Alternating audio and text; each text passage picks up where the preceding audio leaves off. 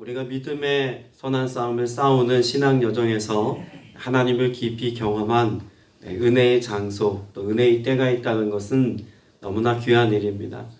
여러분에게도 하나님을 깊이 만난 은혜의 장소, 은혜의 때가 혹시 기억나는 것 있으십니까? 저에게도 초등학교 5학년 때 처음 성령을 인격적으로 받고 예수님을 온전히 나의 주로 고백했던 오살리 기도원은 저에게 특별한 은혜의 장소입니다. 청년의 때 다시금 예수 그리스도 앞에 굴복하고 순복하는 삶을 결단하고 경배와 찬양을 드렸던 온누리교회는 저에게 특별한 장소이기도 합니다. 또 미국에서 공부하는 동안 아이가 많이 아프고 또 힘든 시간을 보낼 때 인격적으로 다시 한번 확증해 주었던 미국의 브루클린 터버너클 처치는 저에게 특별한 장소이기도 합니다. 그 모든 장소가 가지고 있는 그 특별함은 다른 데서 오는 게 아닙니다. 하나님의 실제가 내 삶에 인격적으로 경험되어지고 그 주님을 도무지 부인할 수 없는 하나님의 임재 앞에서 내 인격과 삶이 거꾸러진 역사가 있는 곳들입니다. 성북순복음교회 역시 저에게도 그런 곳이죠. 여러분의 삶에도 그런 특별한 하나님의 은혜 장소들이 분명히 있을 줄 압니다. 근데 그런 장소를 떠올리는 것이 우리에게 중요한 것이 아니라 정말 중요한 것은 무엇일까요? 그곳에서 만난 하나님입니다. 그곳에서 내 안에 일어난 영적인 변화와 성숙과 회복의 역사를 경험하는 것, 이것이 우리의 삶을 전혀 새롭게 하고 하나님께로 나아가는 길을 연다는 것을 우리가 말씀을 통해서 확증받고 알아야겠죠. 우리가 계속해서 창세기 말씀을 보고 있습니다만 그 가운데서 야곱의 인생이 특별히 더욱 그렇습니다. 창세기 28장부터 시작된 야곱의 그런 어려운 삶의 여정, 그러나 그 힘겨운 삶의 여정의 출발선에서 그는 무엇을 경험했습니까? 베델에서 그가 꿈 가운데 하나님을 경험하는, 그래서 그곳을 하나님의 집이라고 불렀던 베델이 그 삶의 중심에 있다는 것을 우리는 여러 차례 보았습니다. 그가 밧단 아람 외산촌 라반의 집에 있는 동안에도 그가 늘 마음속에 염두에 두고 있던 자리가 있다면 어떤 자리일까요? 베델입니다.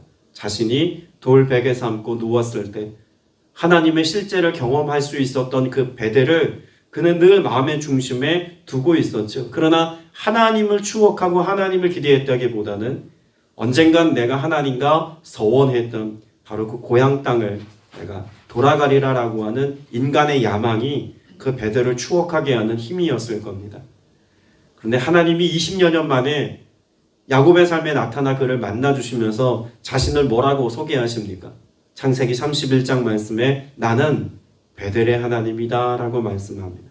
그때 만났던 바로 그 하나님, 너와의 언약을 잊지 않고 여전히 너의 삶에 신실하게 일할 너의 하나님이라고 하는 의미로 자신을 베델의 하나님이라고 소개하죠. 자, 그렇게 하나님 앞에서 순종하여 고향 땅을 향해 베델을 향해 나아갔던 야곱이 장막을 치고 자신의 삶의 거처로 삼아야 할 곳은 베델이어야 마땅했습니다. 그러나 우리가 지난주까지 보았던 그의 삶의 자리는 베델이 아니라 어디였습니까?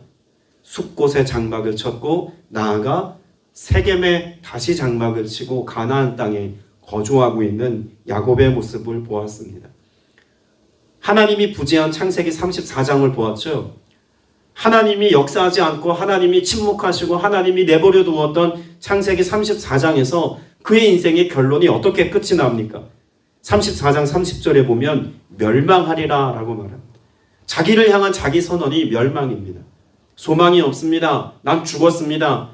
그 아들들이 그 디나의 일로 인하여서 보복한 이것으로 인하여서 그 이방 사람들이 나를 죽이려고 올 테니 가나안 족속과 브리스 족속의 그 악취가 내게 묻어 이제는 나는 죽은 목숨이다. 멸망받은 목숨이다 라고 하는 것을 스스로 고백합니다. 애초에 하나님의 뜻을 쫓아갔다면 그에게 이런 시행착오는 없었겠죠. 은혜의 장소를 추억하기만 한 것이 아니라 그것이 내 은혜의 자리가 되게 했다면 그는 스스로를 멸망받을 자라고 고백하는 이와 같은 시행착오는 애초에 일어나지 않았을 겁니다. 그러나 그 멸망당할 상황에 처하고 나서야 내가 잘못된 위치에 장막을 쳤구나라고 하는 것을 비로소 깨닫게 되죠. 우리 실수하고 실패하고 나서야 그때 비로소 깨닫습니다. 내가 이렇게 하지 말걸. 내가 하나님 앞에서 이런 믿음의 삶을 결단하고 이렇게 잘 살아낼 걸, 후회하는 인생을 살아가는 삶이 대부분이지 않습니까? 야곱은 야복강가에서 하나님과 씨름하고 겨루어서 하나님을 이긴 자라고 하는 이스라엘이라고 하는 새로운 이름까지 부여받았습니다. 자신의 모든 가능성을 철저히 다 포기했던 그런 야곱의 삶에 하나님이 인격적으로 개입하신 놀라운 사건을 이미 경험해서 형 에서와 화해하는, 도무지 자신의 삶에 한 번도 상상해보지 못했던 하나님이 가능성이 되는 삶을 그는 직접 경험하지 않았습니까? 그럼에도 불구하고 세겜에 머물렀던 야곱의 삶에는 그 멸망이라고 하는 단어가 그 삶의 중심에 박히게 되는 연약함 가운데 있게 된 거죠. 그렇게 창세기 34장까지의 주어는 야곱입니다. 하나님의 이름이 등장하지 않죠. 근데 35장에서 비로소 야곱의 이름이 주어가 아니라 하나님이 주어가 되는 고백이 시작됩니다. 1절 말씀에 보면 하나님이 야곱에게 이르시되. 여러분, 이 말씀은요, 야곱의 인생을 다시금 회복시키시는 하나님 역사의 서막입니다. 하나님이 주어가 된 삶을 살아갈 수 있도록 야곱의 삶에 다시 말씀하시는 거예요. 하나님은 애초에 말씀하셨습니다. 그런데 그 말씀을 조차 살아가지 않았던 야곱에게 침묵하시는 동안 야곱은 스스로를 멸망받을 자라고 고백하는 동안 하나님 지켜보셨습니다. 왜 그러셨을까요? 그렇게 하지 않으면, 자신의 가능성이 또다시 포기되지 않으면 하나님께 시선을 두지 않는 야곱의 습성을 하나님 잘 알고 계셨던 거죠. 그래서 하나님 기다려 주셨습니다.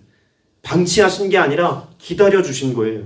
그리고 하나님이 야곱에게 다시 말씀하십니다. 그리고 제일 먼저 하신 말씀이 뭘까요? 일어나입니다. 일어나라. 주저앉은 그 자리에서 하나님이 그를 일으켜 세우시는 거죠. 이 지리적으로도 보면 세겜에서부터 베델까지는 높이가 한 300m 정도 차이가 납니다. 지대가 베델이 더 높다는 이야기죠. 근데 여기서 말하는 것은 그런 의미에서 일어나서 올라가라라고 말하는 게 아닙니다. 하나님을 향하여 그 발걸음을 옮기는 자의 삶을 살아야 한다는 것을 말씀해 주고 있는 거죠. 그래서 베델로 올라가서 라고 말합니다. 자, 중요한 건 그렇게 베델로 올라가서 뭐 하라고 말씀합니까? 거기 거주하며입니다. 애초에 장막을 친 곳이 세겜이었습니다. 그 세겜에 장막을 치고 거기에서 자신의 삶을 살려고 했던 야곱의 마음 가운데는 무엇이 중심에 있었습니까? 물질을 보상하고자 하는 그런 자기 계획과 생각이 앞섰다는 걸 우리가 나누었죠. 그런데 하나님이 이제는 아무것도 없는 빈 땅, 그 주변의 성읍이라고는 눈 씻고 찾아볼래야 찾아볼 수 없는 그 비고 빈 광야의 그 땅에 하나님이 거기 장막을 치고 거주하라고 말씀합니다. 이유는 하나입니다. 거기에 하나님이 계시기 때문에 그렇습니다. 그래서 하나님께서 거기서 제단을 쌓으라고 말씀하죠. 여러분, 아브라함, 이삭, 야곱 하나님이 여러 번 말씀하셨고 또 예배하는 삶을 말씀하셨지만 하나님이 누구에게 제단을 쌓으라고 말씀하신 것은 여기가 유일합니다. 하나님이 야곱에게 나타나서 뭐 하라고 말씀합니까?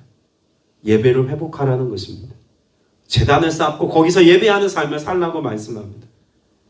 하나님의 명령으로 주어진 예배하는 삶, 야곱의 삶을 그토록 하나님께서 아끼시고 돌보시고 끝까지 추격하셔서 그 연약함을 돌보시는 하나님의 은혜가 있다는 것을 분명히 우리가 말씀을 통해서 알 수가 있는 거죠.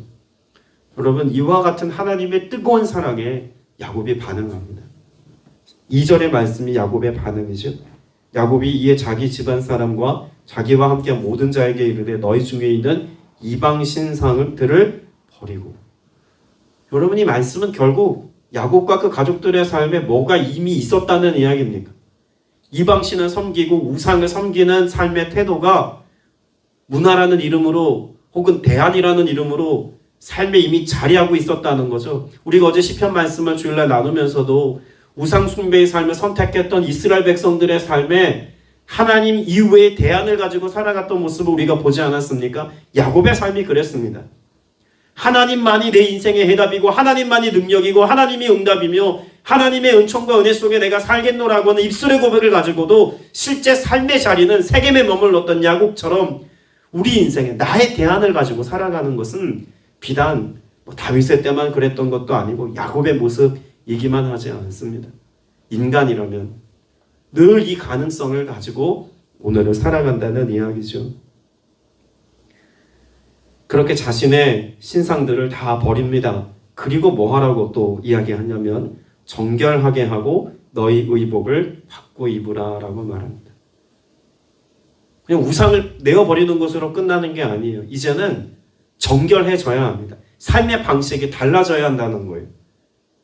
그리고 의복을 바꿔 입으라는 의미는 이 뒤에 나오는 귀고리도 마찬가지겠습니다만 이 고대 사회에서 귀고리를 한다는 것은 종의 의미도 물론 있습니다만 이방 신전을 섬기는 여사제들이 이 귀에 귀고리를 하고 신의 음성을 듣겠다라고 하는 의미로 귀고리 장식을 많이 했다고 합니다.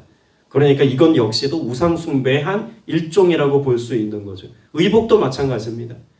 화려한 의복을 입었어요. 무엇하기 위한 화려한 의복이었을까요? 바알 신에게 제사할 때 그 화려한 의복을 가지고 신에게 조금 더 돋보이게 하기 위해서 화려한 의상들을 입었습니다. 근데 그것이 일반적인 문화가 되어서 일상 속에서도 화려한 의복을 입었는데 지금 야곱의 가족들 역시도 그런 이방의 사제적인 의미로 제의적인 의미로 입었던 화려한 의복을 여인들이 아마 입고 있었던 것으로 보여집니다.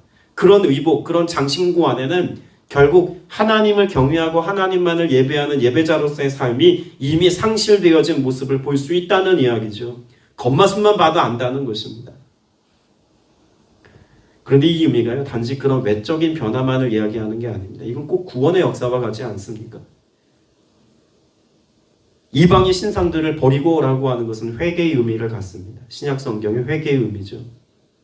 그렇게 내 자신을 철저히 하나님 앞에 무너뜨리는 회개의 역사가 있고 나면 정결하게 하고라고 하는 것은 이제는 나의 힘으로 살아가는 것이 아니라 예수 그리스도의 보혈의 공로를 힘입어 그를 힘입어 그와 함께 살아가는 삶을 이야기합니다. 그와 같은 믿음의 결단만으로도 우리가 믿음의 삶을 살 수 없기에 새 옷을 갈아입는 것처럼 우리가 새롭게 창조되어지는 은혜, 성령으로 기름 부음 받고 성령으로 덧입고 그 은혜를 따라 살아가는 거룩한 성령의 사람이 될 것을 말씀하는 내용과 일맥상통합니다. 야곱의 삶의 변화, 이것은 예수 그리스도의 때에 우리에게 일어난 회개의 역사와 구원의 은총 속에서의 삶과 성령을 힘입어 살아가는 삶의 역사를 단면적으로 간략하게 보여주는 내용이라고도 볼 수 있다는 거죠. 그런 회복의 역사가 여러분에게 있기를 축복합니다. 그럴 때 하나님께서 뭐 한다고 고백을 하냐면 3절의 고백이 있습니다. 우리가 일어나 베델로 올라가자. 내 환난 날에 내게 응답하시며 내가 가는 길에서 나와 함께 하신 하나님께 내가 거기서 제단을 쌓으려 하노라. 결국은 야곱은 알았던 거예요.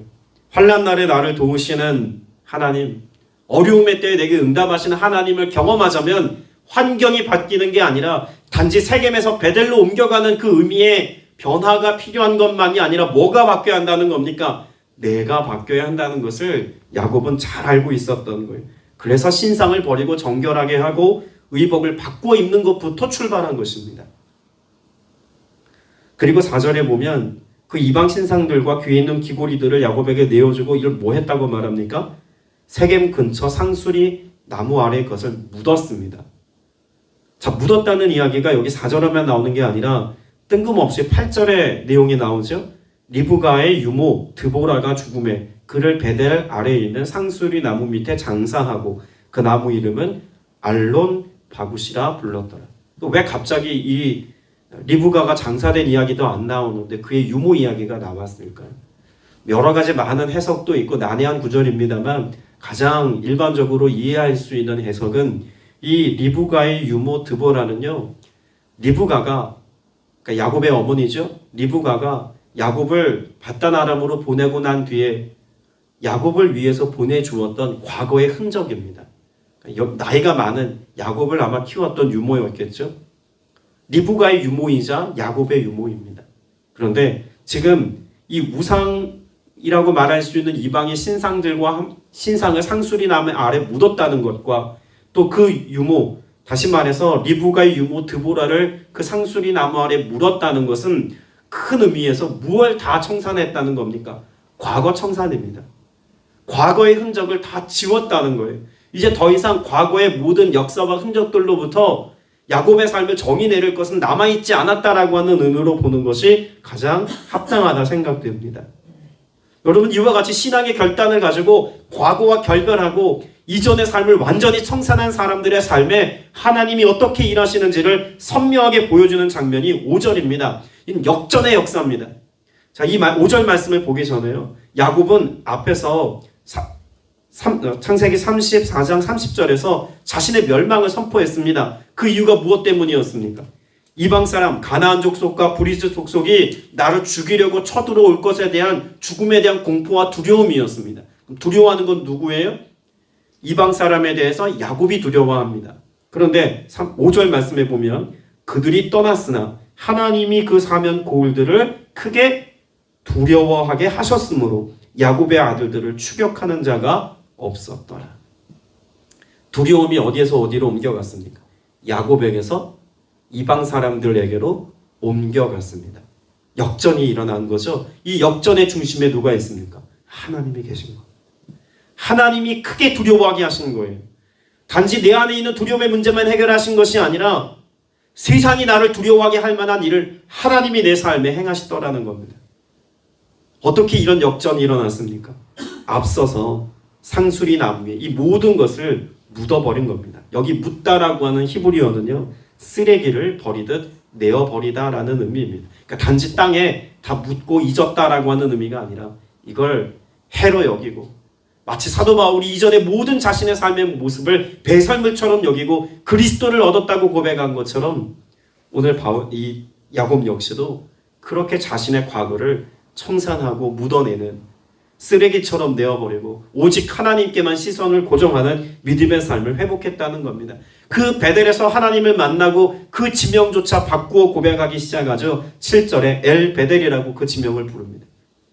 베델은 하나님의 집이죠. 그런데 지금 그 하나님의 집에서, 그 하나님의 집이라고 불리웠던 처음 만났던 바로 그곳에서 하나님을 다시 만납니다. 하나님을 다시 만났기에 그 베델을 엘 베델이라고 부르는 거예요. 여러분, 우리의 예배, 우리가 성전에 모여서 예배하는 것이든 온라인 예배는 여러분 수많은 예배를 드립니다. 근데 그 예배의 장소, 성복순복음 교회가 중요한 것이 아니라 성복순복음 교회에서 드려진 이 예배 가운데 하나님을 만난 게 중요한 겁니다. 여러분이 있는 예배의 처소에서 그렇게 하나님을 만나는 게 중요한 거예요. 그래야 내 삶에 어떤 은혜가 일어난다는 것입니까? 내 정체성, 하나님이 나를 새롭게 한 정체성에 합당한 삶을 살기 시작한다는 겁니다. 하나님이 야복강가에서 야곱을 만나 주셨지만 이전에 세겜의 삶을 청산하지 못했던 야곱의 삶에 환난과 멸망당함의 삶이 있었던 것처럼 우리가 예수를 믿고도 복음을 듣고도 진리 안에 거한다고 말하면서도 여전히 옛습관 가운데 매여 육신의 정욕을 따라 살아가는 삶을 청산해내지 못한다면 내 인생의 대안을 끊임없이 만들어내어서 하나님 아닌 다른 어떤 인생의 대안들을 가지고 살아가기를 청산하지 않는다면 그렇게 하나님께 시선을 두지 못한 우리의 삶에 부흥은 없습니다. 저는 여러분의 삶에 하나님이 일으킨 놀라운 부흥의 역사가 매일 매순간 경험되는 은혜가 있기를 소망합니다. 자, 그런 부흥의 역사가 어디에서부터 시작되냐면 9절입니다. 자, 9절 말씀 볼까요? 야곱이 밧단 아람에서 돌아오매. 중요합니다. 야곱이 어디에서 돌아왔다고요? 밧단 아람에서 돌아왔다 그랬죠? 원래 야곱은 이전까지 지금 최근까지 어디에서 장막치고 있었습니까? 세겜입니다. 그런데 왜 세겜에서 돌아온 게 아니라 밧단 아람에서 돌아왔을까요? 하나님이 야곱의 삶에서 세겜에서의 모든 일들을 회개하고 땅에 묻어버린 그런 야곱의 삶을 하나님이 뭐 하시겠다는 겁니까? 기억지 않으시겠다는 겁니다. 세겜의 흔적을 야곱만 지운 게 아니라 하나님도 지워서 기억지 않겠다는 의미예요. 그래서 밧단 아람에서 돌아온 야곱에 관해서 말하고 있는 겁니다. 세겜에서 수없이 실패하고 수없이 좌절하고 낙마하고 멸망당할 인생이라고까지 고백했던 야곱이지만 이제 그 야곱은 상수리 나무 아래 깨끗이 묻어버리고 이전의 자신의 모습을 기억지 아니할 뿐만 아니라 하나님도 그것을 인정하죠.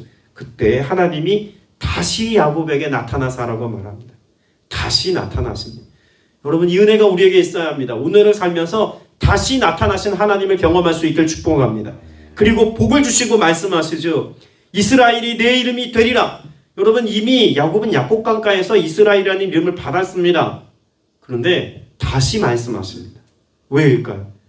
세겜의 삶에서 이스라엘이라는 이름을 받았지만 이스라엘답게 살지 못했던 야곱의 삶을 기억합니다. 이걸 청산하고 났더니 하나님이 다시금 확증해 주시는 거죠. 너 이스라엘이야 라고 하는 사실을 하나님이 말씀해 주시더라는 겁니다. 우리가 예수 믿고 그리스도인 되었습니다. 그리스도인답게 살지 못할 때 하나님은 우리를 다시 만나 주시고 다시 은혜를 베풀어 주셔서 우리가 하나님의 자녀인 것을 다시금 확증해 주시는 하나님이심을 여러분 깨닫고 알게 되시길 축복합니다. 말씀을 맺으면서 11절 말씀을 말씀드리고 정리할 텐데요. 하나님이 야곱에게 뭐라고 말씀하시는지 같이 한번 읽어보겠습니다. 시작. 하나님이 그에게 이르시되 나는 전능한 하나님이라 생육하고 번성하라. 한 백성과 백성의 총회가 내게서 나오고 왕들이 내 허리에서 나오리라. 자, 어디에서 나온다고요? 자, 허리에서 나옵니다. 이 허리는 야복강가에서 어떻게 되었습니까? 위골되었죠. 장애가 생겼습니다. 야곱의 삶에 가장 연약한 곳이 허리입니다. 단지 허리춤에서 자손들이 나온 어떤 그 생리적인 그런 모습만 말씀하는 게 아니라 야곱의 삶에 과거 야복강가에서 내리침바 되었던 그 약한 곳을 들어서 하나님의 부흥의 역사로 하나님이 사용하시겠다는 거예요. 우리는 우리의 강함을 가지고 하나님 앞에 쓰임받기를 원하고 우리의 부유함과 우리의 능력과 지혜와 실력을 가지고 하나님께 나아가려고 하지만 아니라는 겁니다. 하나님이 우리를 들어 사용하실 때는 무엇을 들어 사용하십니까? 약함을 들어 사용하십니다. 미련한 자를 지혜롭게 하시고 가난한 자를 부욕해 하시고 그래서 하나님의 하나님 되심을 나타내셔서 우리의 삶에 그 부흥의 주역이 하나님이신 것을 하나님이 증명하신다는 이야기입니다. 오늘 여러분의 삶에 다시금 하나님이 말씀하셨던 그곳을 베델이라 부르며 예배했던 야곱의 예배가 여러분 안에 회복되어서 엘 베델의 은혜가 있고 약할 때 강함이 되시는 하나님을 경험하는 은혜를 경험하는 이 하루가 되어서 더욱더 하나님 앞에 성실한 예배자로서의 삶을 살아가는 저와 여러분 다 되시기를 주님의 이름으로 축복합니다. 기도드리겠습니다. 주님, 야곱의 삶을 우리가 추격해가며 그의 삶에 행하신 하나님의 놀라운 일들을 보고 또 보고 묵상합니다. 우리에게도 동일한 하나님의 은혜, 아니 그보다 더 큰 하나님의 은혜가 오늘 필요합니다. 우리의 연약함을 주님 앞에 고백합니다. 야곱과 같이 스스로를 멸망당할 자라고 여겼던 약함과 두려움과 그 실패의 역사들이 무엇입니까? 주님 앞에 모든 것들을 다 내려놓고 도움을 구하며 기도하고 간구할 때 우리를 전혀 새롭게 하시고 새 일을 이루시고 큰 능력으로 역사하시는 하나님을 뜨겁게 만나는 은혜가 모든 지체들의 삶에 임하게 하여 주옵소서. 오늘도 우리를 만나주시고 시선을 고정하여 우리를 포기하지 아니하시고 역사하시는 우리 구주 예수 그리스도 이름으로 간절히 기도드렸사옵나이다. 아멘.